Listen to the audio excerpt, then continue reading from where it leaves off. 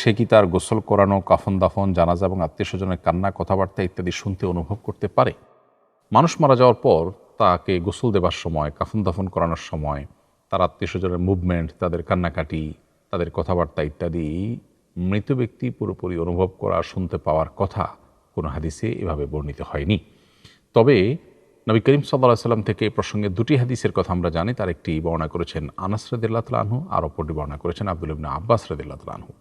আনাস রাদিয়াল্লাহু তাআলা আনহু বর্ণিত সহিহ বুখারীতে যে হাদিসটি বর্ণিত হয়েছে, সে হাদিসে নবী করিম সাল্লাল্লাহু আলাইহি সাল্লাম বলেছেন, কোনো ব্যক্তিকে যখন কবরে রাখা হয় এবং কবরে রাখার পরে তার আত্মীয় স্বজনরা যখন তাকে দাফন করে চলে যায়, তো মৃত ব্যক্তি তাদের চলে যাওয়ার সময় পায়ের জুতার আওয়াজ পর্যন্ত শুনতে পান। এখান থেকে বোঝা গেল যে মানুষ কবরস্থ হওয়ার পর তাদের আত্মীয় স্বজন এর মুভমেন্ট, তাদের কবর জিয়ারত ইত্যাদি এগুলো অনুভব করতে পারেন। কিভাবে, সেটা আল্লাহ তাআলা একমাত্র ভালো জানেন। একটা বিশেষ রূহ তাদেরকে দিয়ে শুধু এটুকু অনুভব করবার সুযোগ, অথবা কবরে বা বারজাখী জীবনের শাস্তি কিংবা নেয়ামত অনুভব করার সুযোগ আল্লাহ তাআলা দিয়ে থাকেন। তার মাধ্যমে তারা এটি হয়তো অনুভব করে থাকেন।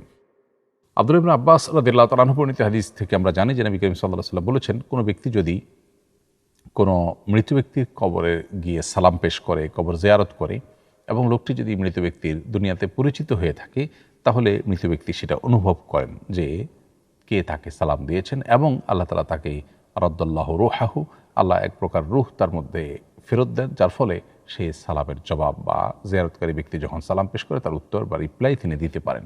এখান থেকে বোঝা যায় দাফন করার পর তার কবর জিয়ারত, কবরের পাশে সালাম পেশ এবং সালামের জবাব দেওয়া, এই বিষয়গুলো মৃত ব্যক্তির ক্ষেত্রে ঘটে এবং এই অনুভূতি শক্তি আল্লাহ তাআলা তাকে দিয়ে থাকেন। কিন্তু তার আগের যে চ্যাপ্টারটা, অর্থাৎ তার দাফন করার আগের যে সময়গুলো, সে সময়গুলোতে তিনি তার আত্মীয় স্বজনের সব কিছু অনুভব করতে পারেন, এমনটি কোনো হাদিসে বর্ণিত হয়নি।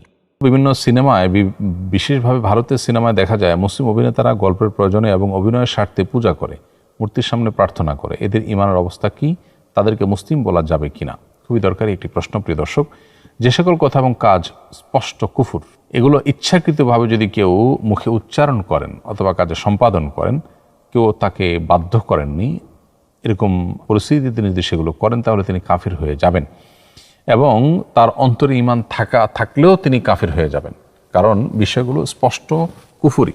অতএব সেগুলো তিনি জেনে শুনে করেছেন, ফলে সেটাকে কাফের হওয়া হিসাবেই বিবেচিত করা হবে এবং ধরা হবে।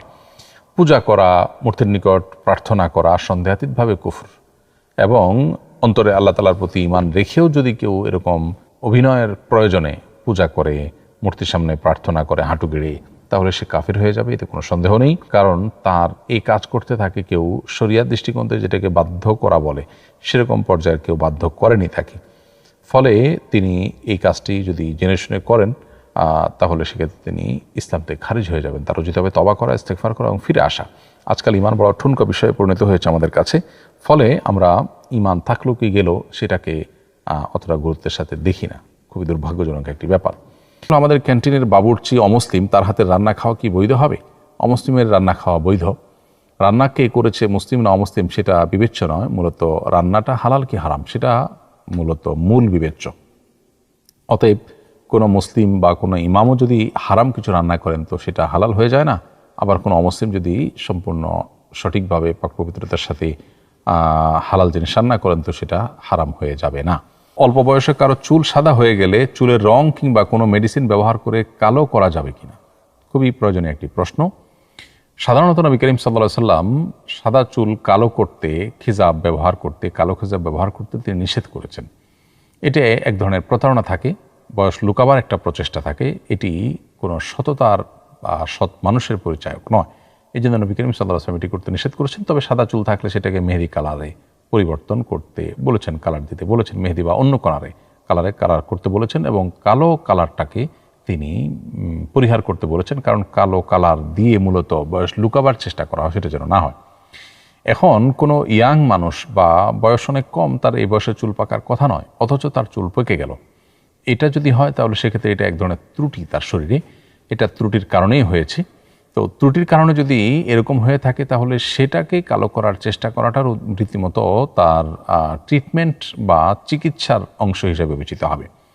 ফলশ্রুতিতে এটি তার জন্য জায়েজ হবে, কারণ তিনি বয়স লুকাবার জন্য নয় বরং তার ত্রুটি দূর করবার জন্য খেজাব ব্যবহার করছেন, যেটি মূলত তার ট্রিটমেন্ট বা চিকিৎসার অংশ। ফলে অল্প বয়সে চুল যদি সাদা হয়ে যায় তিনি কালো খেজাব ব্যবহার করতে পারবেন। তবে উত্তম হয় কালো খেজাবের সাথে মেহেদি বা অন্য কোনো কিছু হালকা হলেও মিশিয়ে নেওয়া, যাতে করে সরাসরি হাদিসের খেলাফ না হয়। তবে বয়স অল্প হওয়ার পরও চুল সাদা হয়ে গেলে সেটা এক ধরনের ত্রুটি, এবং সেই ত্রুটি দূর করার জন্য তিনি খেজাব ব্যবহার করতে পারবেন। বাচ্চার আকিকার উদ্দেশ্যে একটি পশু কিনেছিলাম, এখন প্রচণ্ড অর্থ সংকটে পড়েছি, এটাকে এখন বিক্রি করতে পারবো? আকিকার উদ্দেশ্যে কোনো পশু কিনলে সেটা নির্ধারিত হয়ে যায় না, সেটাই আকিকা করতে হবে এমন কোনো বাধ্যবাধকতা নেই। যদি নিরুপায় হয়ে আপনি সেটি বিক্রি করেন তো সেটা জায়েজ আছে, এবং বিক্রি করে অন্য কোনো খাতে ব্যবহার করাটা না জায়েজ কোনো কাজ হবে না। রেস্টুরেন্টে খাবার খাওয়ার সময় সাধারণত আমাদের পায়ে জুতা থাকে। এক আলেমের কাছ থেকে শুনেছি খাওয়ার সময় জুতা পরিধান করা উচিত নয়, এ ব্যাপারে নাকি হাদিসে নিষেধাজ্ঞা আছে, এ ব্যাপারে জানতে চাই। জুতা পরিধান করে বা জুতা পায়ে রেখে খাবার খেতে কোনো নিষেধাজ্ঞা কোনো বিশুদ্ধ হাদিসে বর্ণিত হয়নি। অতএব আপনি জুতা পায়ে খাবার গ্রহণ করতে পারেন, বা খাবার খাওয়ার সময় আপনার পায়ে জুতা পরিহিত থাকতে পারে। মুস্তাদরাকে হাকেমে এমন একটি হাদিস পাওয়া যায় আনাস রাদিয়াল্লাহু তাআলা আনহুর বরাতে। হাদিসটির ভাষ্য হলো, ইদা আকালতুম ফাখলাউ নিআলাকুম, তোমরা যখন খাবে তখন তোমাদের জুতা খুলে নিবে, ফাইন্নাহু আরওয়াহু লিআবদানিকুম, এটা তোমাদের শরীরের জন্য বেশি ভালো। তো এ হাদিস সম্পর্কে হাফেজ যাহাবী রাহমাতুল্লাহ আলাইহি বলেছেন, আহসিবুহু মাওদুআন, এটাকে আমি জাল হাদিস মনে করি। এ হাদিসকে কোনো আলিমই বিশুদ্ধ হাদিসের কাতারে শামিল করেননি। ফলে পায়ে জুতা রেখে বা পরিধান করে খাবার খেতে কোনো হাদিসে আসলে নিষেধাজ্ঞা বর্ণিত হয়নি।